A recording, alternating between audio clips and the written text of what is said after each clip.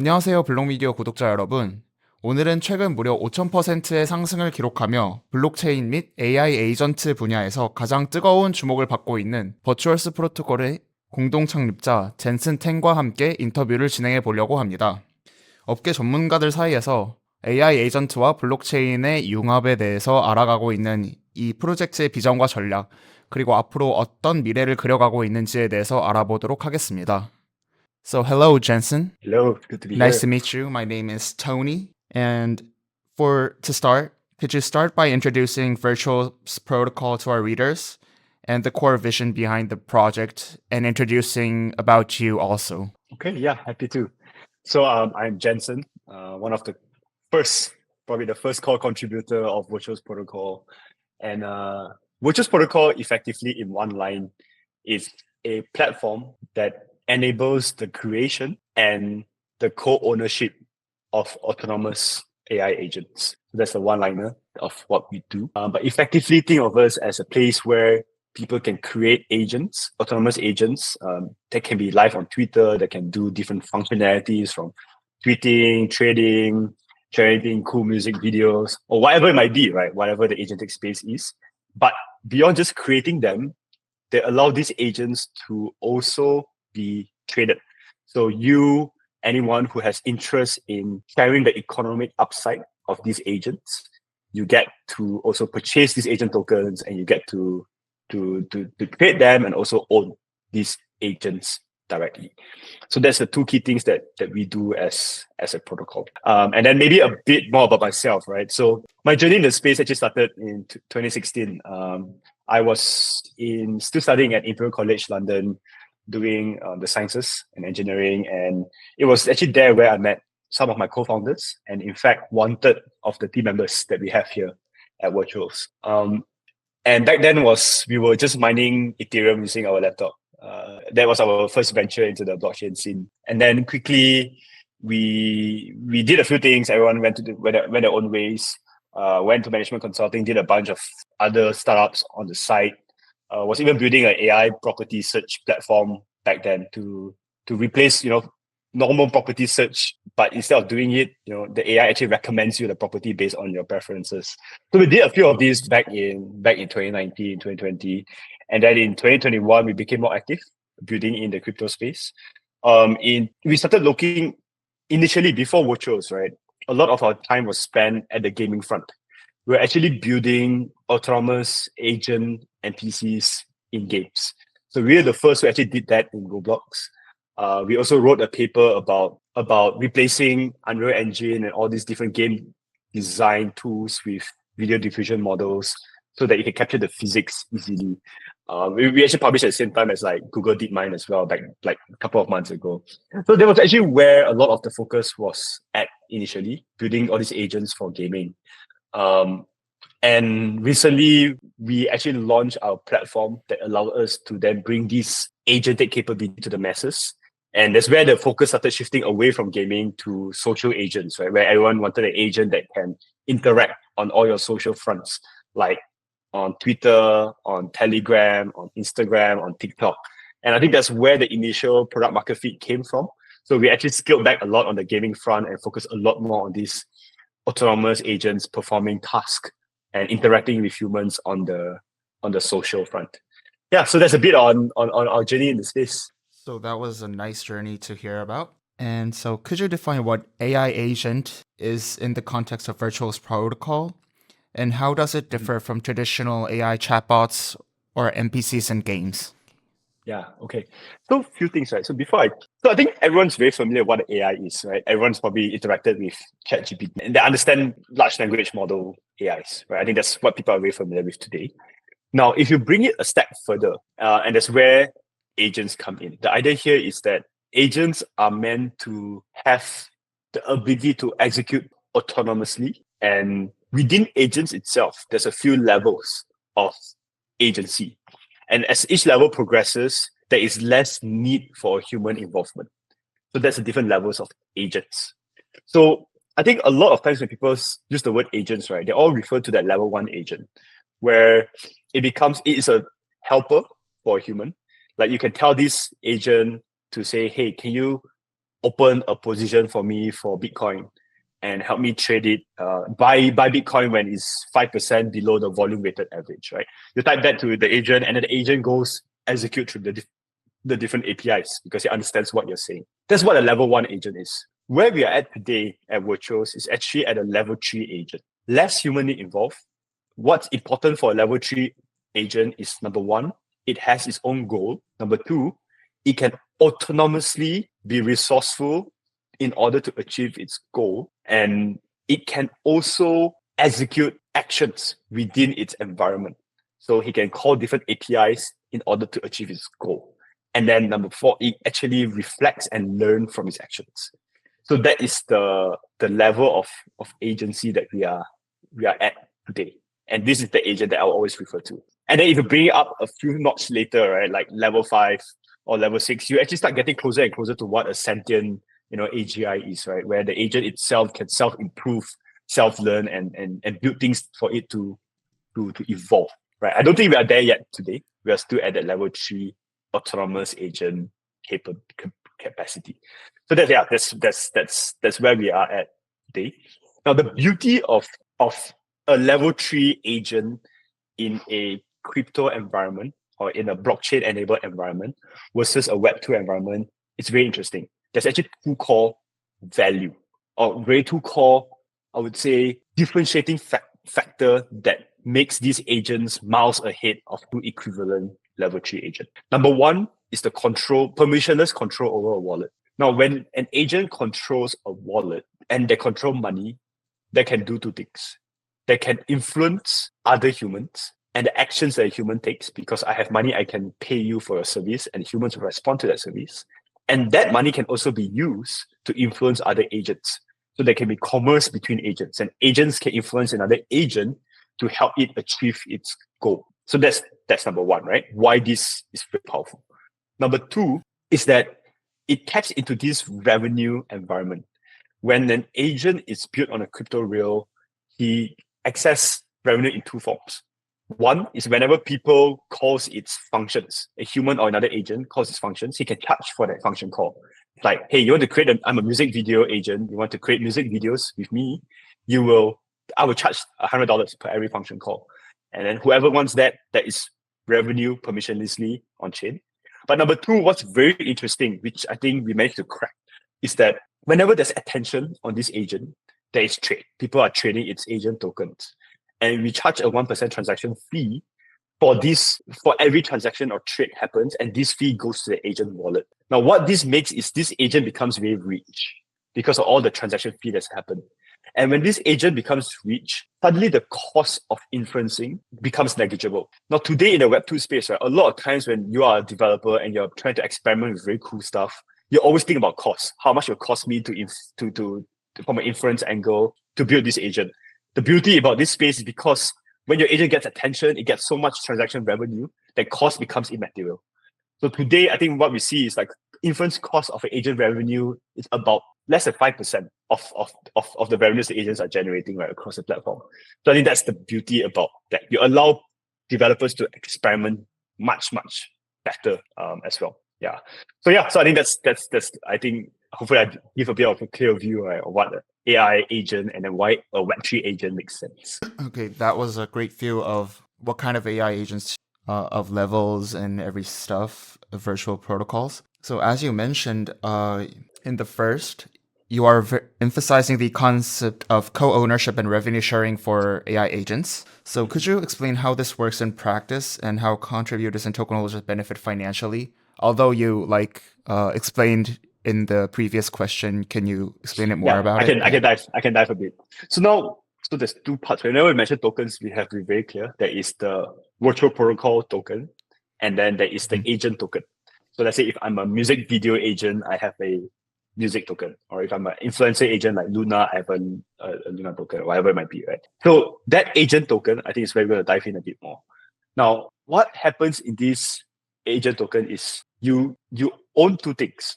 When you are an agent token holder, you govern the wallet or the revenue wallet behind this agent through like a top-down model. So basically, every token holder can decide what they want to do with the agent revenue wallet.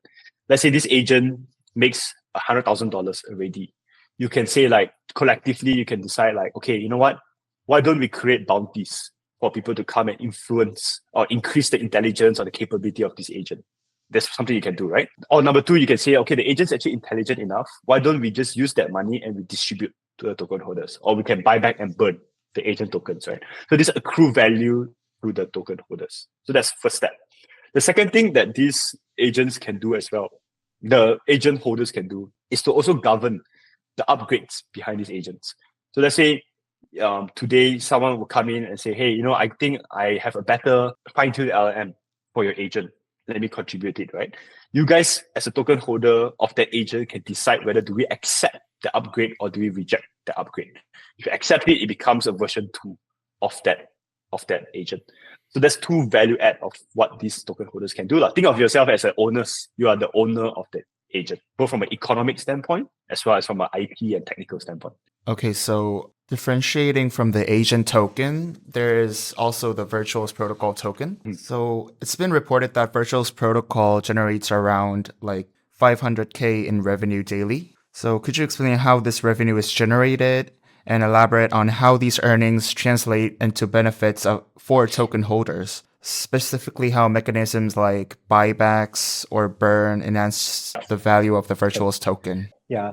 So the way I would like to, if I take a step back as well, right? The way I would like to visualize what Virtuals is, right, is you look at it as like a country, a nation state of AI agents. And when you look at it as a nation state of AI agents, you can start understanding how the value accrual for virtual tokens will look like.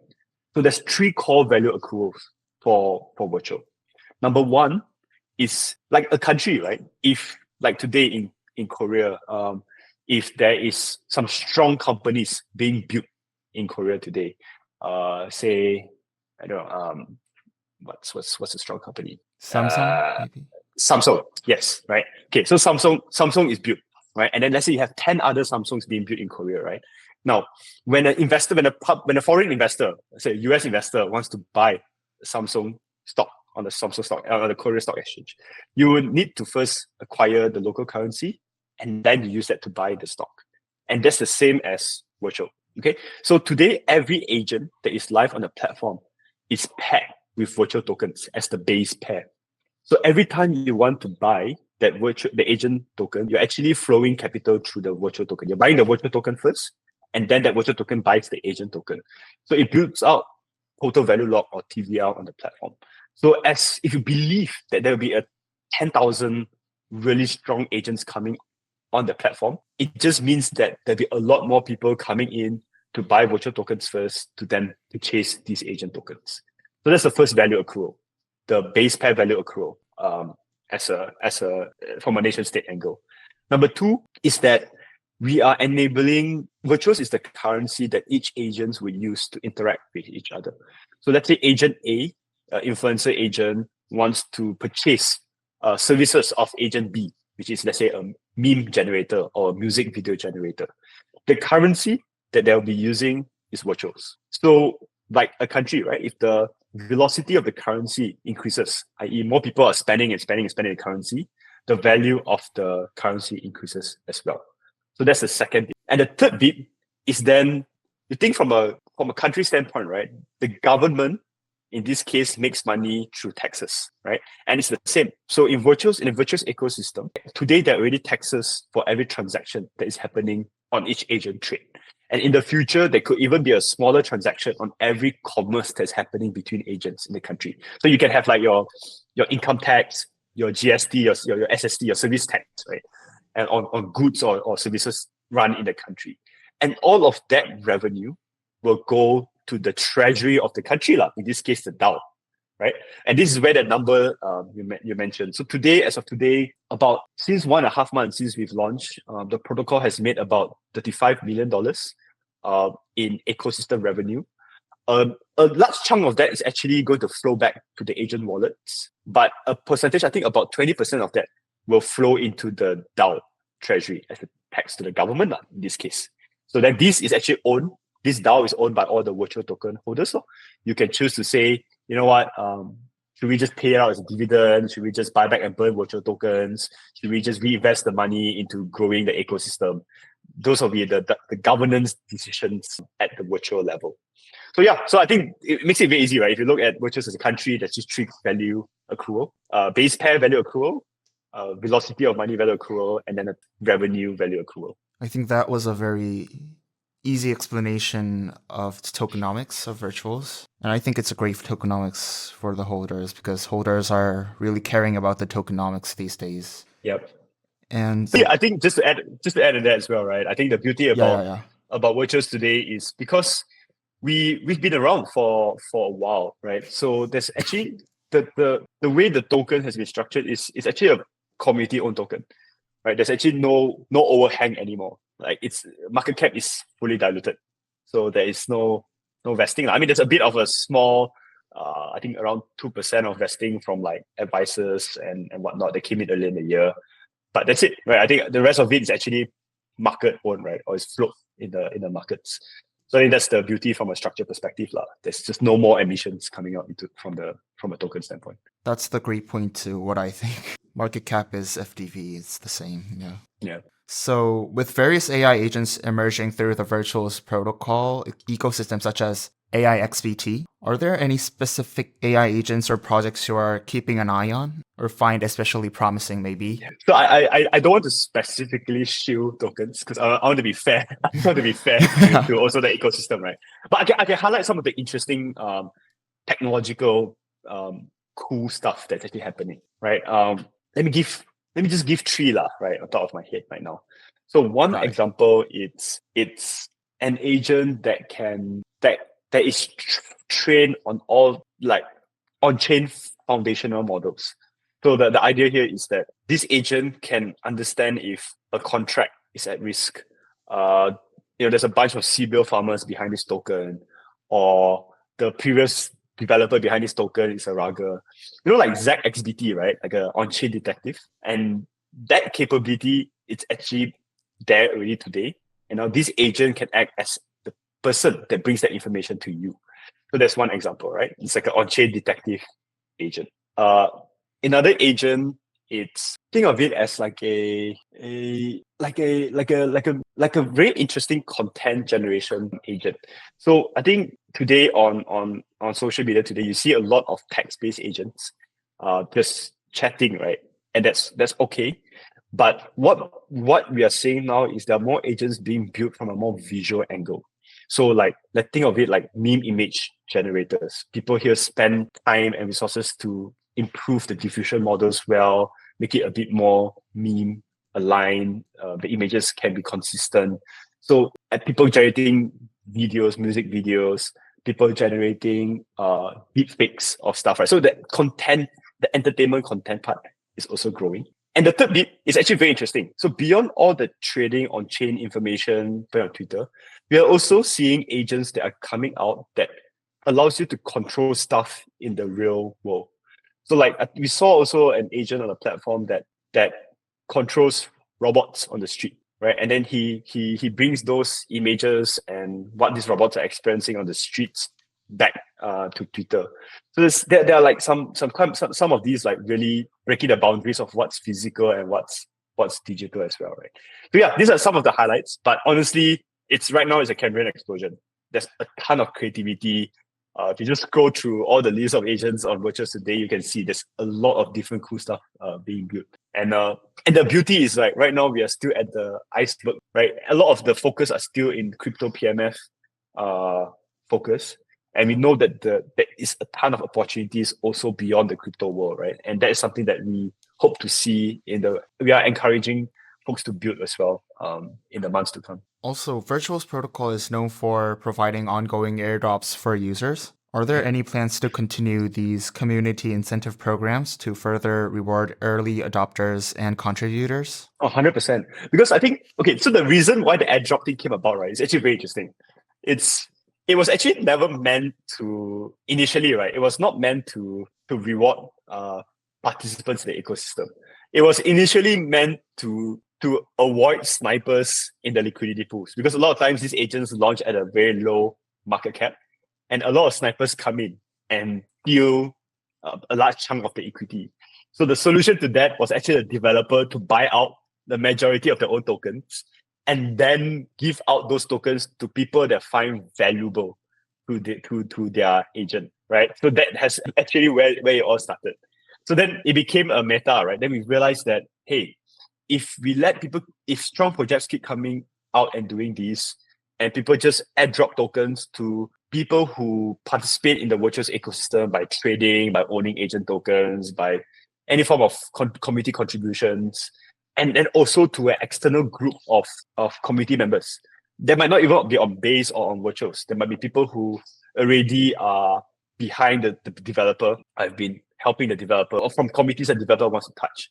So that front, we've realized it's very powerful because it allows every new token to have a strong community from the get-go. You have 3,000 to 5,000 people that host your token, and they can help you grow from a mindshare perspective to contribute to the project. So yes, so has been a very, I would say, very nurturing lever for the ecosystem, and we are going to do more of that going forward. And the beauty here is, there's going to be 1,000 more agents that will launch and 1,000 more airdrops to happen. And I think this is where we encourage folks to participate in the ecosystem as beneficial as possible, and then you get free airdrops over the next as all these new cool agents start launching with this mechanism. I think that's a great roadmap for Virtuals protocol. Definitely, I was surprised by that. Was not really intended to airdrop. So honestly, right, in the last 3 months, a lot of things that we did was, first of all, there's a lot of things that happened in the last 1.5 months alone. A lot of times it's because we are iterating, we're improving the product. And then by iterating it, then we get all these new cool ideas and cool solutions. Got it. So Virtuals protocol is built on the Base ecosystem. So why did you choose Base Network, and what advantages does it offer in terms of developer experience, user onboarding, and overall ecosystem synergy? Yeah. So actually, we started building on Base quite early.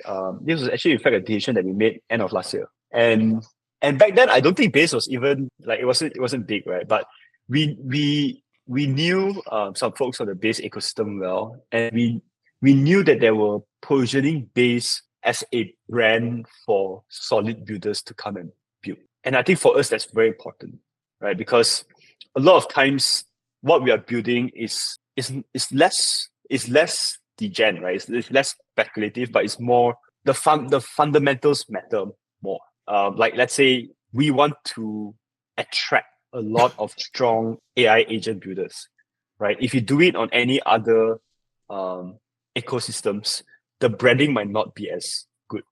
The beauty is Base has positioned itself as like, hey, we are the hub for true builders to come and build. We'll help you amplify your voice. We'll give you the support. We have developer communities on the ground. So we realized like, hey, there's a lot of synergy there. And that's why we decided to build on Base. And the team has been a massive support. I mean, Jesse and his team has been at this, when we were smaller, they were helping us to amplify our voice.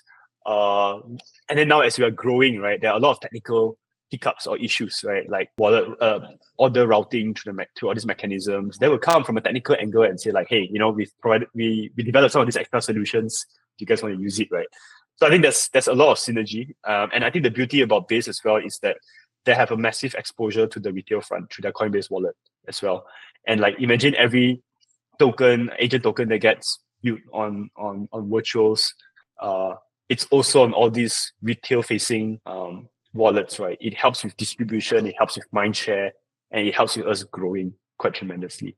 So yeah, I don't think you will see that anywhere else on any EVM or EVM chains. So yeah, that's why we are big. So expanding the question, do you have any like roadmaps to go on other chains Cross-chain, such as Solana or something? Yeah, no. Honestly, we have a lot of these questions, and we have been invited by a lot of foundations to build on their chain. The reality is, right now we're in like think of it as like a war for mindshare and market share, right? We want to make sure that we win first in this sector, and Base has been a very strong foundation for us to win. So we will probably focus on these on Base probably for the next couple of months. And then I think when we really solidify ourselves as like, hey, we are the leader of the space, then the question is now, how do we make it easier for other layers or communities from different ecosystems to participate and also build? And that's where we'll start building out like platforms in the different, but that is not something that it's going to be in the next 1 month, right? It might be something for the quarter or for the next quarter, right?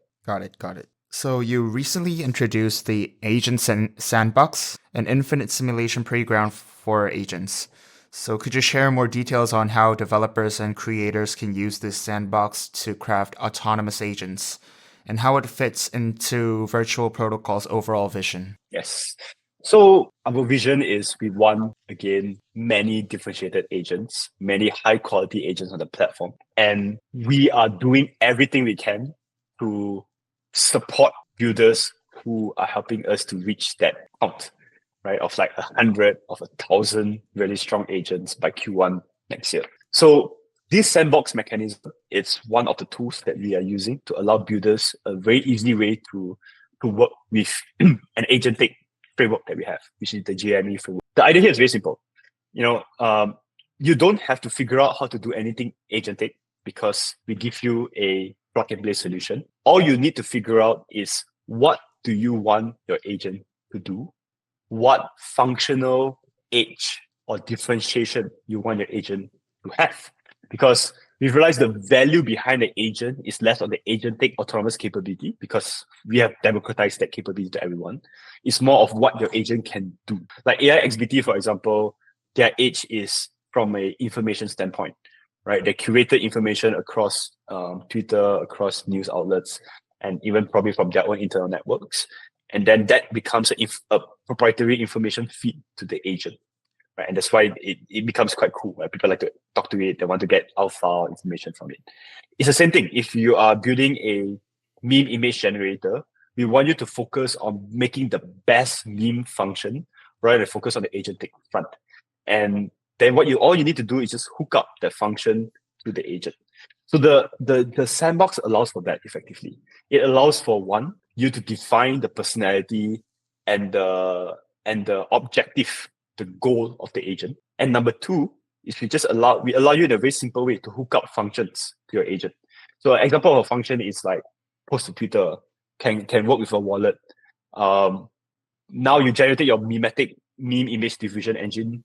You can hook that as an API into the function of this agent. So now your agent can generate, right? Or if your agent you hook up to some form of trading strategy, repo, and then it hooks to a trading terminal, then suddenly your agent can actually be an agent that trades. So the sandbox allows for this testing to happen. And then I think once you are very comfortable with the testing, you can then deploy it seamlessly to the world. So then now this agent can exist on Twitter, can exist on Telegram, can exist on Discord, and you can talk to people and let people use its functions or other agents use its functions. So that's what the sandbox is all about. Thanks. And some believe that the AI and crypto space is currently overhyped, especially AI agents. So how would you respond to those who think AI agents and decentralized ownership models are just a passing trend? I think for us it's very simple. Like we know for a fact, like, okay, if I go to boil it down back deeper, right? Like every industrial revolution stems from an ability for a technological advancement to massively impact the productivity of a human, right? So you think from the steam engine days to like computers to the internet to IoT, right? So all this stuff improve productivity tremendously. And we know for a fact that AI is improving productivity tremendously. So AI as an industry is just starting out, right? And agents is basically AI on steroids, right? And that is, as an industry, we know for a fact will grow.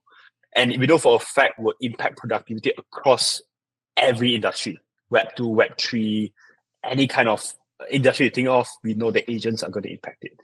And the amount of advancements happening on the agentic space, both in the Web 2 space and the Web 3 space, will unlock so much more use cases and potential that we don't even see or can imagine today, right? So I think if these are facts, then we know for a fact as well that whatever we see today as a economy is going to be a fraction of the potential of what it can actually be. And as long as there is fundamentals that catch up to it, meaning that people actually pay for the services of these agents. People actually want to talk to and use these agents. Then we know we are not in a speculative bubble. We are actually in a growth bubble, right? Because the reality is, if no one gives a shit about these agents, right? No one wants to talk to them. No one wants to interact or use them. Then and the price keeps going up. Then yes, then you're in a bubble. It's a fact. It might fit. But I think the reality is what we are seeing today is agents are already on the tweet. Like if you just look at one niche, right, on Twitter mindshare alone, we see agents has outpaced human KOLs, right? So it means that there is some form of foundational thesis here, right? People are actually engaging. They want to use. They want to interact with these agents. So as long as you see that growth grows linearly with the market growth as well, then it's not a fact. It's just tech, right? So in the long term, how do you see Virtual's protocol shaping the future of entertainment, social interactions, and even the broader digital economy as AI agents become ubiquitous? Yeah, so for us, it's very simple. Like my next goal is this whole society of agents, right? We want to see agents living at the same societal level as humans, right? Not as tools. It's not like I call an agent because I want an agent to do something for me, right? They're not slaves, they're not tools, they are going to be at the same level. They themselves might employ humans, they might influence you to do work for them. You will influence them, right? The human will influence the agent will influence a human, the agent will influence the agent as well. And I think that will be the next fabric of society that we're going to live in. And yeah, that's what we're working towards as a protocol, as a team. Maybe that sounds a little bit scary to me, maybe. Maybe I can get employed by an AI agent soon. Yeah, man. Yeah, No, he might be a coworker, he might be a friend, right? He might be an employee, he might be a boss. It's like they live, they live on the same fabric of society level. Yeah. Oh, given Korea's strong presence in gaming, entertainment, and technology, do you see particular opportunities or unique user bases emerging from the Korean market, maybe? 100%. I think in fact that was one of our initial theses before even focusing on the tokenization platform portion. One of our key theses was that the whole VTuber entertainment market, the whole game streaming caster market, the whole like gaming market itself, right? We've realized that autonomous agents are going to disrupt the industry because instead of having a VTuber that have a specific time slot for them to go active, a specific amount of capacity to interact with a fan, an autonomous AI influencer can literally engage with each fan at a very personal level because it's not a human, right? I'm not limited by time or resources.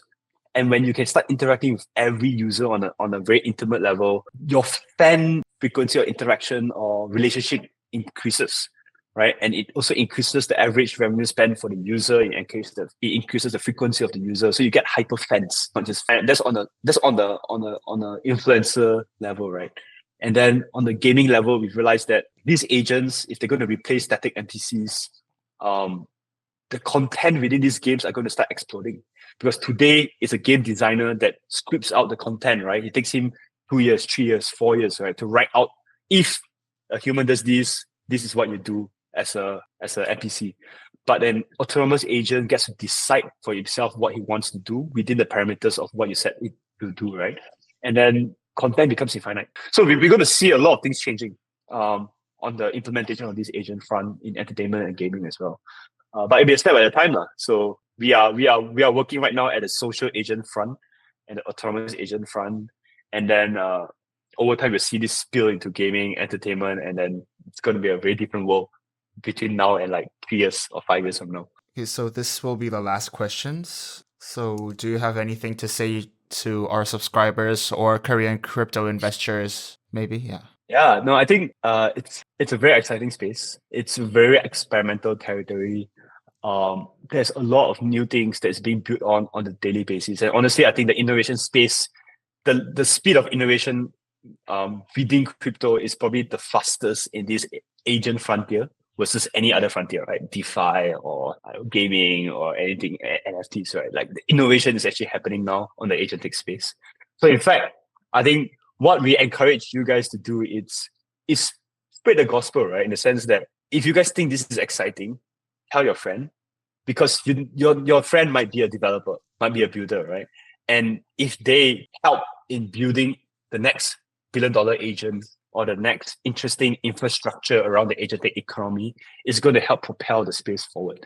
So yeah, just let the information flow, and we will encourage people to DM us, right? Our DMs are always open on Twitter, on Telegram, and we want to work with people who are actively trying to build within the agent space and within the agentic economy space. So yeah, it's going to be an exciting world that we can build together going forward. 네, 오늘은 버추얼스 프로토콜의 젠슨 탱과 함께 인터뷰를 진행해 보았는데요. AI 에이전트가 그려갈 미래 여러분도 궁금하시지 않으신가요? 인터뷰는 오늘 여기까지 하고 구독과 좋아요 눌러주시면 감사하겠습니다. 감사합니다.